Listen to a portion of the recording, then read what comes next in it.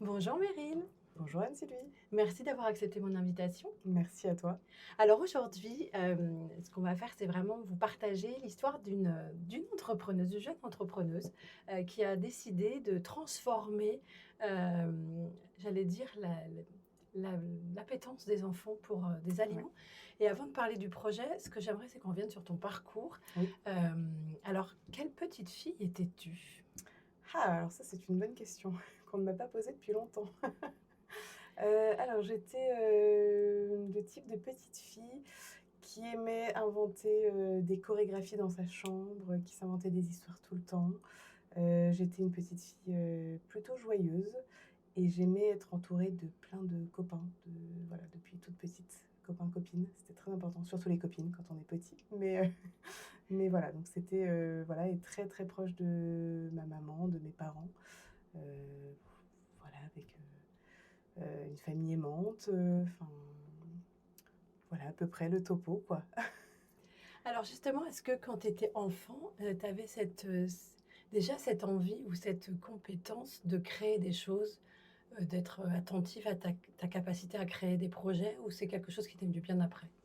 Alors des projets, j'en ai pas créé en étant petite, ça m'est vraiment venu, plutôt quand j'étais étudiante. C'est vraiment quelque chose qui est arrivé plus tard. Après, je suis quelqu'un qui adore, la nouveauté. J'adore, quand ça change, quand ça bouge, donc c'est vraiment quelque chose qui me donne de l'énergie et qui me transporte, ça depuis toujours, et donc c'est vrai que ça s'est vraiment révélé au moment où j'ai pu, sortir un peu de ma zone justement un peu familiale où on se révèle un peu en tant que femme plutôt que petite fille. Et c'est vraiment à ce moment-là que c'est arrivé. Alors justement, on va revenir un petit peu sur ton parcours parce que c'est important aussi et l'idée du podcast Deviens l'artiste de ta vie, pardon, c'est d'expliquer que voilà, on peut avoir des parcours complètement atypiques. Ta scolarité, c'était quoi? Alors ma scolarité avant les études supérieures ou Au moment des études au moment supérieures? des études supérieures? Alors moi je suis partie à la fac en fait, après le bac, donc un bac ES. Je suis partie, à la fac, pour faire, l'IAE, donc vraiment sur une partie, plutôt, économie, voilà, donc de tout c'était un parcours, je ne savais pas vraiment quoi faire pour être honnête. Moi j'aimais, faire plein de choses, toucher à plein de choses, donc je me suis dit: «Bon, bah, tout ce qui est un peu en lien avec, école de commerce, économie, business, bon, ça devrait le faire». Mon papa étant entrepreneur, voilà, mon frère ayant fait une école de commerce, je me suis dit: «On va tester la fac», et en fait, j'ai pris un peu une douche froide parce que je suis sortie d'une école, privée où j'étais très encadrée et on m'a mise dans une, fac où je pouvais faire ce que je voulais. On a lâché les chevaux. On a lâché les chevaux. Moi, il faut savoir que j'ai grandi à la campagne, donc dans un environnement avec, une maison, un jardin, des chiens, les balades, dans la nature, et là, j'arrivais en ville, et je me suis dit: «Waouh, mais c'est trop chouette, j'ai pas besoin d'aller à l'école si j'ai pas envie et en plus, je suis en ville, je peux sortir».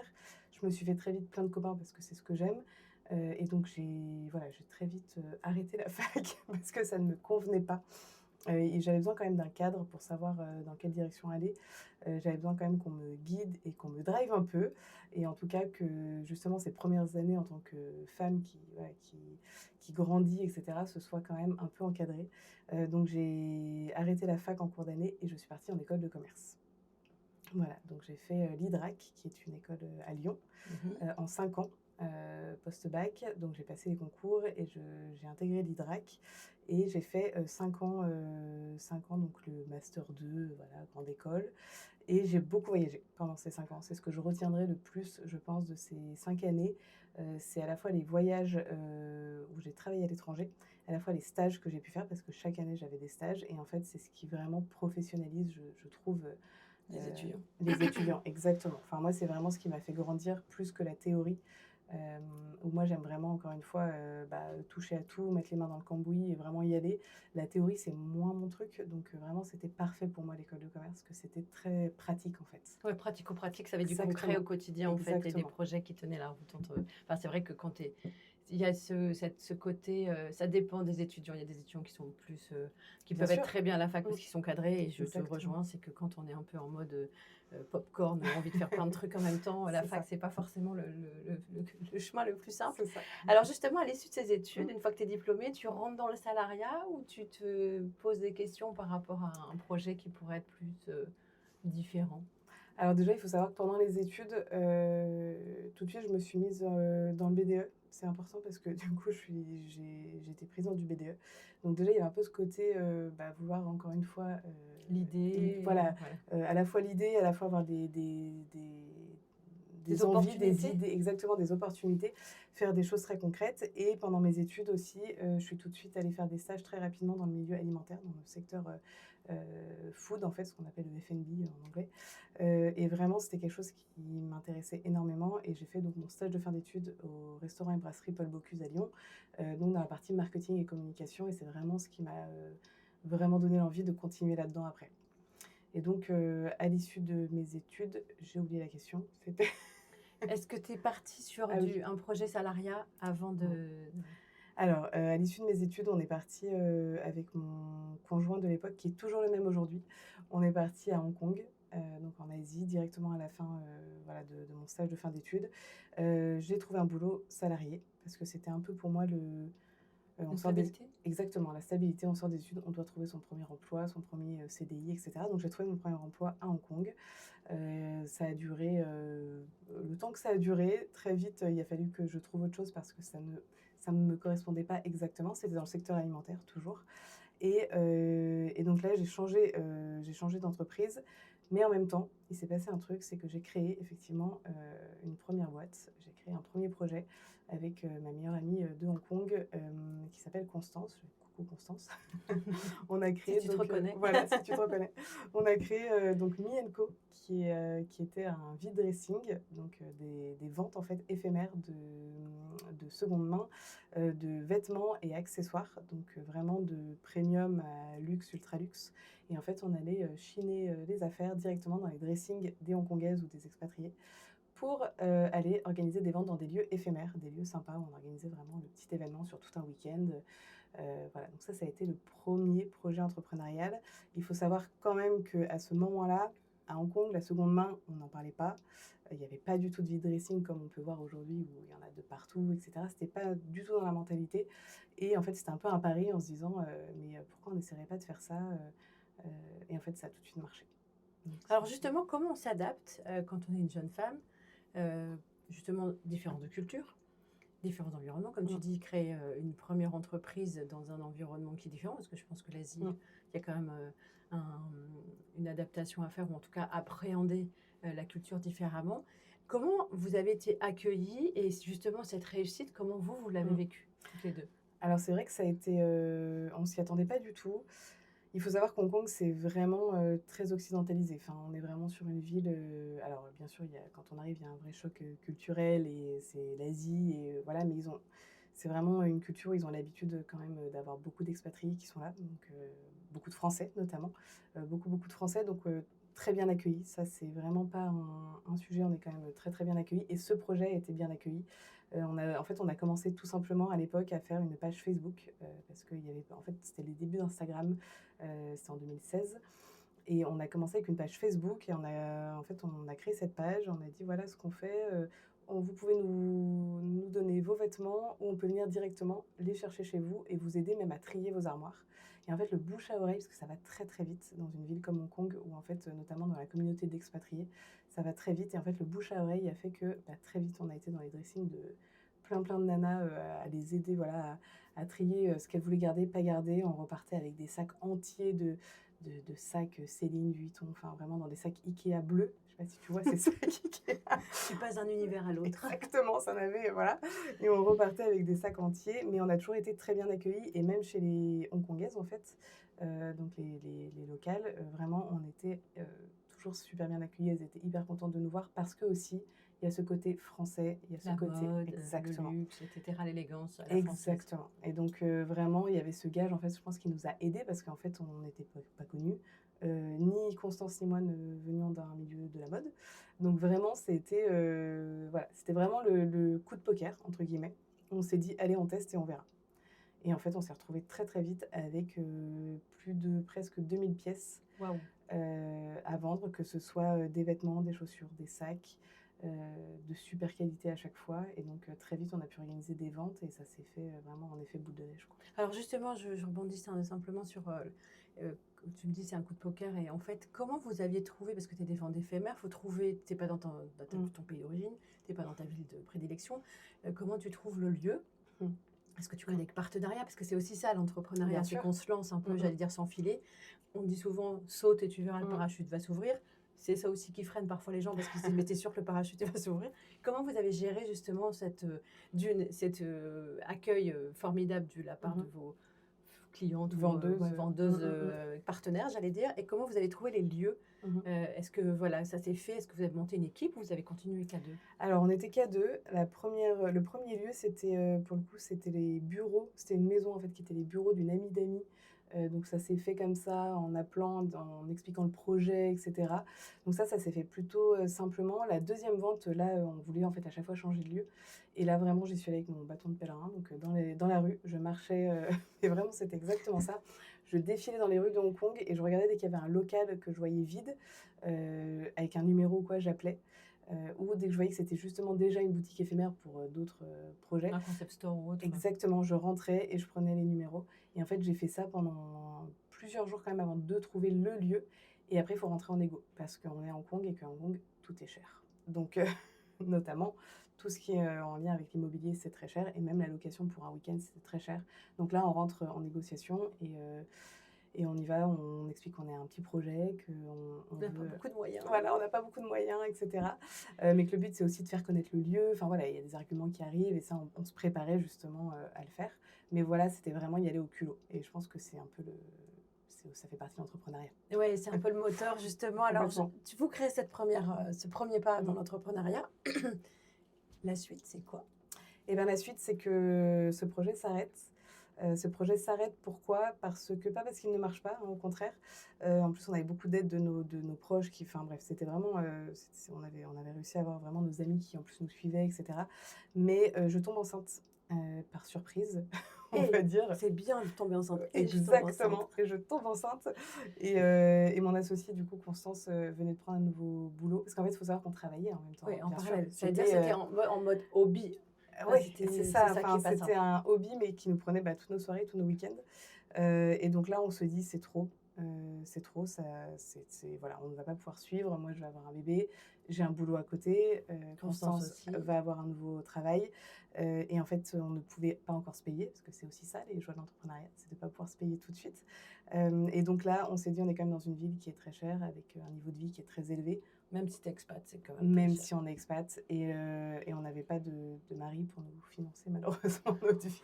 Comment Zut, ça? zut, zut. Donc en fait, on a dû faire un choix d'arrêter à contre-cœur.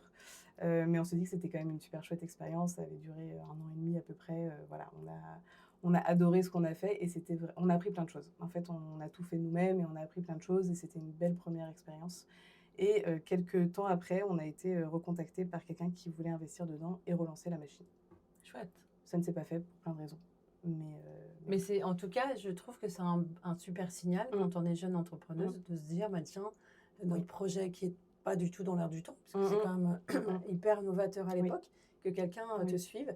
Alors justement, tu continues ton petit bonhomme de chemin, et l'idée, c'est que tu nous emmènes un petit peu à ton projet de maintenant, puisque tu es dans un incubateur et que tu as décidé vraiment de te lancer dans l'entrepreneuriat. Alors, comment ça s'est fait? Et j'allais dire, quel a été ton déclic à toi, Meryl, de te dire, OK, je me sens suffisamment prête, parce que ça aussi, ça aide. Et il ne faut pas forcément avoir des parents entrepreneurs pour entreprendre, je préfère le préciser, mais je pense que tu as aussi été baignée dans cet environnement. Quel a été, toi, ton déclic pour te dire, allez, j'y vais, je me lance, je remonte mes manches et j'ose? Alors, on est rentré du coup de Hong Kong pendant la période Covid. J'ai repris un boulot salarié. Voilà. Stabilité, maman. Stabilité, deuxième enfant, achat de la maison, voilà. Mère de famille responsable, je fais pas n'importe quoi. Non, en plus, voilà. Mais non, alors ce qui s'est passé, c'est que très vite, l'envie d'entreprendre, l'envie de faire, de développer un nouveau projet est revenue. Moi, il faut savoir que j'ai un portable rempli d'idées de business tout le temps. En fait, dès que j'ai une idée, je la note et j'essaye de voir comment le modèle, on pourrait l'adapter. Bon, bref, j'ai plein d'idées. Et là, je me suis dit, mais ça y est, j'ai envie de nouveau de me relancer dedans. Et j'ai eu plusieurs idées, toujours en lien avec l'alimentation, parce que l'alimentation revenait aussi, c'est quelque chose qui me manquait aussi. Donc voilà, j'ai eu plusieurs idées, j'ai fait pas mal de pivots. Et le déclic quand même, ça a été d'être prise chez Ticket for Change, qui est un parcours entrepreneurial qui aide justement les entrepreneurs qui veulent faire qui veulent créer des projets à impact à pouvoir se développer. Et donc, en étant salariée tout le temps, donc à Lille, hein, parce que maintenant je suis à Lille, j'ai postulé à Ticket for Change et j'ai été prise pour un projet qui n'est pas celui d'aujourd'hui, qui était un autre projet qui ressemble mais qui n'est pas le même, parce qu'il y a eu des pivots. Et en fait, ça a été le déclic pour moi, de me dire, OK, il croit en moi, j'ai passé les sélections, les oraux, les écrits, j'ai pitché, voilà, c'est peut-être le moment de me lancer et de tester. Et donc, j'ai quitté mon emploi et là, je suis devenue entrepreneur. Voilà. J'ai quitté ma vie de salarié. Ça a été un peu ce déclic. Et aussi, je trouve les enfants. Voilà, la maternité, la deuxième Oui, maternité. les priorités qui changent et se dire Exactement. je veux aussi être disponible et faire les choses autrement et pas Exactement. faire que, Mm. je veux dire que le métro boulot dodo, mais Mais oui, parce oui. que c'est quand on est entrepreneur, c'est même pas métro boulot dodo, c'est tu dors dans le métro tellement tu C'est ça. Alors justement, ce projet qui est suivi par cet incubateur, comment il évolue pour Mhm. arriver justement à Coquillette Club et on va vous en dire un petit peu plus après. Oui, alors au début, donc le projet, c'était de créer des boîtes à cuisiner pour les familles avec enfants. Donc vraiment en recevant directement les denrées alimentaires, les recettes, les adapter du bébé jusqu'à l'adulte, donc en adaptant les textures, les quantités, et cetera. Et surtout, le but, c'était de mettre toute une partie très ludique et éducative dans les box, donc avec des jeux, des personnages, vraiment aider les enfants en fait à en apprendre plus sur l'alimentation et à les aider à goûter plus facilement ce qu'ils ont dans l'assiette. Ça, c'était le projet de base. J'ai travaillé dessus pendant 5-6 mois, justement avec Ticket for Change, avec Heure Alimentaire aussi à Lille, qui est un autre incubateur. Enfin voilà, j'étais pas mal accompagnée. Et en fait, j'ai rencontré Rose, qui était une autre entrepreneure, qui, elle, avait créé un carnet d'activités sur l'alimentation pour aider également les enfants sur cette partie-là. Et on a bien matché professionnellement. On s'est dit, mais il y a peut-être un truc à faire. Et donc, moi, j'ai décidé d'abandonner la partie denrées alimentaires à livrer, qui est vraiment un autre métier. Hein, c'est Oui, parce vraiment que tu as la chaîne autre du chose. froid, tu as toute cette partie-là qui est c'est C'était de ta responsabilité, j'allais exactement. dire. C'est pas du tout la même chose, c'est pas du tout la même dimension.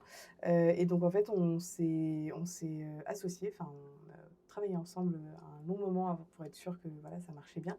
Et on a créé ensemble Coquillette Club. Donc on a repensé à la fois son projet à elle qui était des carnets voilà, D'activité. d'activités, mon projet à moi qui était des box à cuisiner. Et on s'est dit qu'est-ce qu'on peut, avec une partie ludique et éducative.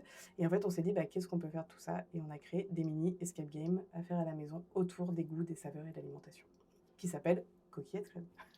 Donc voilà, là on est dans le vif du sujet. Qu'est-ce qui a fait, justement, alors est-ce que c'était par rapport à des études ou votre parcours perso, de se rendre compte en tant que maman que des fois ton gamin, il n'a pas envie de manger des brocolis, les épinards, enfin ils sont stigmatisés ces pauvres légumes, Oui. mais il y en a plein d'autres. C'était à la base, donc on comprend se dire on peut faire un projet commun. Pourquoi les petits et qu'est-ce que c'est peut-être aussi lié aussi, j'allais dire, à tes études par rapport à l'alimentation, c'est de permettre à chacun d'apprendre à goûter, à créer j'ai déjà initier les papilles en jouant avec les parents, etc. Donc en fait, le concept, c'est un escape game. On a un coffret avec différents... donc tu en as 3 aujourd'hui. J'en ai 3, exactement. Donc on a le sucré. On a le coffret sucré, salé, acide et amer, donc sur les goûts. On a le coffret épices et piquant. Et on a le coffret sur le gras. Et donc là, on reçoit notre box et on ouvre les enveloppes et c'est comme un jeu de plateau. Alors oui, c'est plus comme un jeu vraiment où en fait... Alors, on mène l'enquête. On mène l'enquête, exactement. L'enfant va ouvrir sa boîte et il va avoir... Comme ça, je couperai, merci. L'enfant va ouvrir sa boîte et dedans, il va tout de suite trouver 4 enveloppes. Les 4 enveloppes sont fermées et en fait, le but du jeu, c'est qu'il aille les ouvrir. Donc pour les ouvrir, il a des choses à faire. Des audios à écouter, des choses à mesurer, voilà, des petits accessoires à placer, des chercher-trouves à faire. Enfin, c'est assez varié. Dès qu'il ouvre l'enveloppe, il va avoir dedans une mission à faire en cuisine. Donc là, il va en cuisine. Et le but, c'est qu'il aille toucher, goûter, observer, sentir. Donc ça passe énormément par les sens des aliments. spécifiques qu'on aura données au préalable, enfin on aura donné la Préparer liste, la voilà, liste, oui, oui, elle est notée exactement. sur la box, Elle est comme quand on veut notée. faire des recettes, voilà, il y a les Exactement. ingrédients qui sont précisés. Exactement. Et donc le but, c'est que l'enfant découvre en fait, les petites techniques pour aller justement observer et toucher et goûter ces aliments.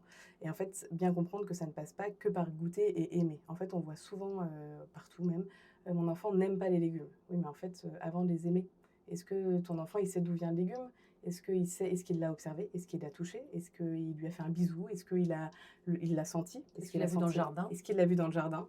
Est-ce qu'il a, vraiment, voilà, touché avec ses doigts? Enfin, en fait, c'est le temps qu'on ne prend pas avec nos enfants parce que la réalité, c'est qu'on n'a pas le temps de le faire et et c'est On ouvre une boîte de petits pois et voilà, vas-y, c'est ça, exactement. Mais enfin, je suis maman, je sais très bien ce que c'est et donc c'est pour ça qu'on s'est dit: «Mais on va créer des jeux qui sont en dehors du repas». Donc c'est vraiment des jeux qui ne des sont pas moments de des vie. moments de vie, qu'on fait avec notre enfant où en fait l'enfant est moins stressé que pendant le repas. Parce qu'en fait, il faut savoir qu'un enfant qui est très sélectif, en fait, dès qu'il arrive devant son assiette, c'est tout de suite un stress. Donc là, on lui dit: «Vas-y, touche, en fait, il a pas forcément envie de le faire. Alors qu'un moment de jeu où en fait, il y a du ludique, il y a des audios à écouter, il y a des énigmes à trouver, il y a des choses à sentir, à toucher et cetera, là, il va y aller et en fait, il va se rendre compte que, ce qu'il touche, ce qu'il observe, c'est des choses qu'il va retrouver derrière dans son assiette au repas du soir ou du midi. Et donc nous, on est vraiment parti de ça, de se dire, comment on peut, éveiller les enfants et les parents même sur les aliments et retrouver, les sens aussi que en fait, on perd, énormément. On est tout le temps en train de dire à nos enfants: «Mange pas avec tes doigts, prends la fourchette». Bien sûr qu'il faut apprendre à manger avec une fourchette, mais en fait, manger avec les doigts, c'est hyper important aussi. Oui, parce que tu as le je pense La que sensation. il y a cette sensation, tu parlais de sens, Mmh. enfin, parfois, ne serait-ce que de sentir, Bien sûr. tu peux savoir si c'est mauvais ou pas mauvais. Enfin voilà, je Exactement. pense qu'on a Mmh. perdu un petit peu dans notre côté civilisé, Mmh. cette notion d'instinct Mmh mh. qui fait Complètement. que, voilà, on peut faire attention à ce qu'on mange. Alors ce que j'aime bien aussi, c'est ton slogan, c'est du beurre comme miam. Ça permet, voilà, il y a beaucoup de parents peut-être à qui ou de mamans à qui ça va parler et je trouve que cette, cette manière d'appréhender l'alimentation Mmh. par le jeu, c'est vraiment quelque chose qui est important parce qu'aujourd'hui, je fais un parallèle, mais il y a aussi le fait d'être stressé quand on est devant son assiette, ça peut amener des troubles, comportement alimentaire Complètement. avec des conséquences qui peuvent être dramatiques. Mmh. Donc c'est vrai que c'est important, et j'aime beaucoup la façon, enfin, je vais faire le lien par rapport à la petite fille qui vient de la campagne. Comment Mmh. elle le vit justement cette petite Meryl qui était dans le jardin, certainement Oui, qu'une oui. fois tu faisais aussi peut-être Bien du sûr, oui, potager, oui. d'arriver à ce projet? Est-ce que tu as déjà fait le parallèle et comment tu le vis aujourd'hui? Alors je n'ai jamais fait le parallèle pour c'est vrai qu'on prend jamais trop le temps de revenir en arrière. Mais c'est vrai que enfin pour moi ça a énormément de sens, quand je vois effectivement, mon enfance, là où j'ai grandi, l'environnement dans lequel j'ai grandi et cetera, ça a énormément de sens et je trouve qu'on ne prend pas assez aujourd'hui le temps, heu, avec l'alimentation alors qu'on mange 3 fois minimum par jour et qu'en fait même les parents m'écrivent en me disant: «Mais j'ai appris plein de trucs en fait». Et là, je me dis: «Mais oui» et moi aussi d'ailleurs, j'apprends plein de trucs en créant mes Les mes aventures, box, bien ouais. sûr. Et en fait, je me dis: «C'est quand même dommage, de ne pas grandir en sachant ce qu'on met dans notre bouche, dans notre ventre, dans notre corps, de ne pas comprendre en fait tout ça». Et je trouve que c'est vraiment ça qui est important en fait aujourd'hui. Et je rebondis sur ça aussi, indépendamment de la connaissance de ce qu'on fait, de comment on Mmh va mh. pouvoir préparer les aliments, Mmh. parce qu'il y a des aliments qui ne sont pas Mmh. compatibles. C'est aussi, j'allais dire, créer des générations qui vont être attentives Mmh. à l'impact. Tu parlais Bien sûr. d'entreprise à impact, mais Mmh mon mh. impact, c'est sûr que si je commence, quand Mmh. je mange de la junk food, Mmh c'est mh, pas la mmh même mh. chose que de cultiver dans mon jardin. Bien sûr. Et ça aussi, c'est important.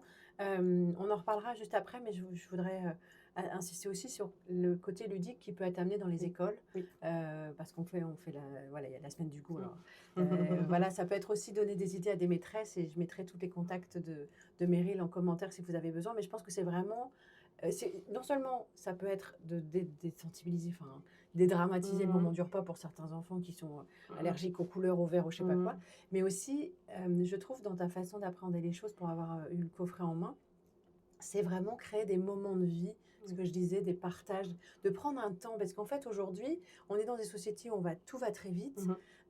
Je me souviens, quand ma fille était au collège, Mmh. les emplois du temps, on est en plein dans la rentrée, Oui. c'est une catastrophe. Je crois il y a des étudiants ou des élèves, ils n'ont même pas une demi-heure pour Ah manger. oui, oui, non mais Donc c'est ça, oui, entre oui. la préparation Mmh. du repas, le temps, machin, tu dois remettre ton gamin à l'école, forcément, on va au plus simple. Mmh. On prend même pas le Bien temps de sûr. cuisiner, donc c'est des plats Bien tout sûr. faits, etc. Bien Donc sûr. c'est vraiment un projet Mmh qui mh. peut, d'une, qu'on peut proposer ça pour un cadeau de Noël ou autre. Bien sûr. Quand on fera la liste au Père Noël, ça peut être important de lui dire que Meryl a proposé des super coffrets. Et aussi à l'école, de pouvoir sensibiliser. Alors, quand tu interviens dans les écoles, ça va de quel âge à quel âge? Est-ce que c'est plutôt pour les petits? Parce que les coffrets, rappelons-le, c'est juste de quel âge à quel âge à Alors quel âge? aujourd'hui, c'est de 4 à 8 ans. Donc, c'est vraiment Euh, pour les primaires, enfin Voilà, petits, maternelle, c'est école. grand maternelle et début de primaire. Aujourd'hui, l'intervention dans les écoles, c'est tout nouveau pour moi. Donc pour l'instant, je ne fais pas. Alors, j'ai fait dans l'école de ma fille des interventions avec des chasses au trésor sur les légumes, etc. Donc toujours le parcours très ludique. Et pour le moment, c'est surtout là ce qu'on me demande de plus en plus, notamment pour la semaine du goût, c'est d'envoyer moi des coffrets pour qu'un coffret soit fait par plusieurs élèves, en fait par mini-groupe dans la classe. Et donc en fait, ça permet à ce que la maîtresse en fait, achète les ingrédients, les quelques ingrédients dont elle a besoin, et d'avoir un support clé en main. Donc ça, c'est vraiment bien parce qu'elle a vraiment le support qui est déjà tout prêt, le poster avec le chercher-trouve, les audios à écouter, les gommettes à coller. Et en fait, en groupe d'élèves, ils peuvent le faire à plusieurs. Ils peuvent aller toucher, il y a des petites expériences à faire, ils peuvent les faire très facilement en classe. Il n'y a pas besoin d'être dans une cuisine. En fait, on peut très bien le faire sur une table. Et donc, voilà, moi, c'est vraiment ça, c'est de pouvoir envoyer en fait les coffrets directement aux écoles, aux maîtresses, et qu'elles puissent être autonomes, mais en fait avec des vrais supports qu'elles n'ont pas elles-mêmes à travailler, à chercher, à imprimer. Donc, c'est une activité clé en main, facile Exactement. à faire. Et à la fin, l'enfant repart avec son diplôme, un petit jeu. Donc généralement, il est content. Est-ce que tu as mis des tocs de cuisinier dans tes coffrets? Dans la 3e box, sur Oh. le gras, il y a la toque à construire et à décorer. Alors justement, par rapport à tout ce parcours riche, j'aimerais que tu nous dises, ça a été quoi ton plus gros challenge? Je dirais que mon plus gros challenge, ça a été de la légitimité de l'entrepreneur qui est quand même... Alors, on en parle beaucoup dans l'entrepreneuriat, mais Surtout en tant que femme. surtout en tant que femme. C'est un vrai sujet pour plein de raisons, parce qu'on se trouve toujours des bonnes raisons de ne pas être légitime en fait, dans ce qu'on fait. Et je trouve que ça, c'est très compliqué. On est maman de 2 enfants en bas âge, donc on n'est pas forcément légitime pour être entrepreneur. Enfin, je parle voilà, dans les idées, dans les pensées, même si ça évolue très, très vite et dans le bon sens, heureusement. Moi, je viens pas du tout je suis pas nutritionniste, je suis pas diététicienne, donc je m'entoure des bonnes De personnes. professionnels, des Exactement. compétences. Exactement. Je travaille avec une illustratrice, une experte en pédagogie, une experte en alimentation infantile. Enfin voilà, je sais m'entourer. Et ça aussi, c'est pas forcément facile au début de se dire, mais en fait, pourquoi moi j'irais créer un projet comme celui-ci? Alors qu'en fait, oui, j'ai eu beaucoup d'expérience justement dans le secteur alimentation, mais jamais en tant que nutri ou diète. Donc pourquoi moi? Et en fait, on apprend mais ça prend du temps. On apprend à se dire que bah, si, en fait, c'est mon projet aussi, c'est mon bébé. Et aujourd'hui, je suis complètement capable en fait d'être le chef d'orchestre, on va dire, de ces personnes qui m'entourent pour mener à bien les aventures Coquillette Club.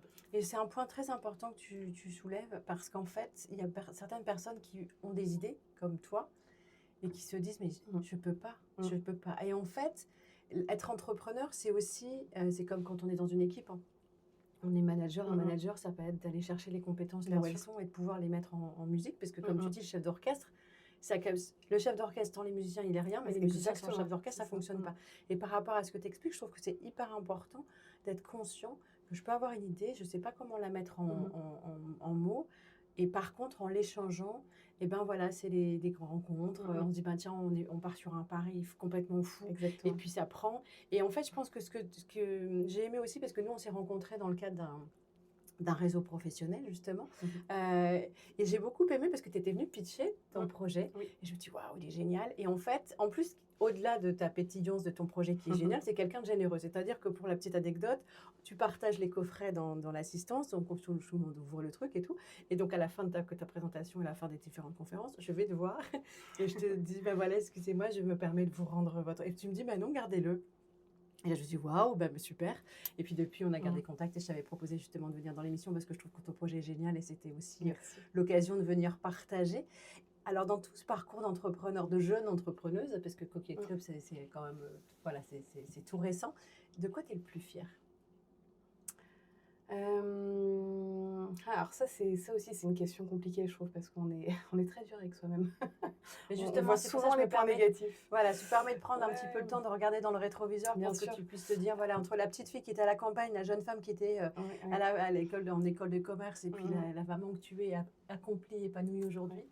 Je pense que je suis assez fière, enfin je suis fière d'avoir pu, suivre de pouvoir suivre en fait, pas parler au passé d'ailleurs, ce que j'aime faire et ce que je veux faire, de m'en donner les moyens aussi, parce qu'il y a pas que des périodes faciles clairement et voilà et de pouvoir, affronter les challenges, voilà, même si ça fait peur, de pouvoir y aller quand même.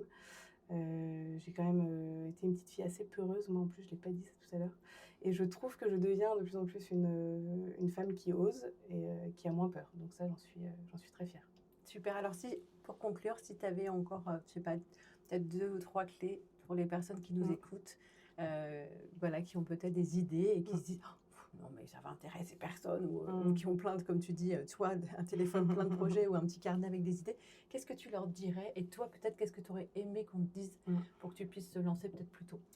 Je leur dirais qu'il faut essayer, en fait. Tant qu'on n'essaye pas, on ne sait pas. Personne, on ne peut pas dire, «Ce projet ne marchera jamais», en fait, on n'en sait rien. Parce que déjà, on le voit. Il y a des projets auxquels on peut ne pas croire et qui explosent et qui cartonnent parce qu'il y a un vrai besoin derrière qu'on n'avait pas identifié. Donc moi, je leur dirais vraiment d'aller identifier le besoin, vraiment ce besoin et d'essayer et c'est en essayant qu'elles vont voir si ça fonctionne ou pas et de bien s'entourer. Je trouve que ça, c'est vraiment la clé de l'entrepreneuriat, faire des rencontres, faire du réseau. Mais c'est pas faire du réseau juste par opportunisme, c'est faire du réseau pour, se nourrir, en fait et apprendre aussi des autres. C'est hyper important parce que ça fait grandir, donc ça nous fait grandir soi-même, mais aussi enfin nous-mêmes, pardon, mais aussi le projet. Le projet, il va évoluer, de plein de manières. Moi, j'ai pivoté 4 fois, avant d'en arriver là et il y aura sûrement d'autres choses et d'autres rebondissements. Donc c'est vraiment, se faire confiance, essayer, et s'entourer, à fond quoi, s'entourer. Et prendre des bons conseils, savoir laisser parfois d'autres choses qu'on nous dit, parce qu'il faut aussi savoir s'écouter. Merci Meryl Merci d'avoir pris ce Anne-Sophie. temps avec moi. Je vais te laisser le mot de la fin par rapport au moment qu'on vient de passer ensemble. Eh ben, merci beaucoup de m'avoir invitée. C'était, super, intéressant de pouvoir, retracer à la fois, ma vie quand j'étais petite et de pouvoir vous parler surtout de Coquillette Club parce que, c'est un projet qui j'espère, grandira et pourra aider plein de familles et d'enfants, à la fois dans les foyers mais aussi, j'espère bientôt dans les écoles, de plus en plus en tout cas et il y a plein de choses qui vont arriver donc Plein de d'autres produits, surprises. voilà qui vont sortir donc n'hésitez pas à me suivre. Merci beaucoup, à très Merci, au bientôt. revoir.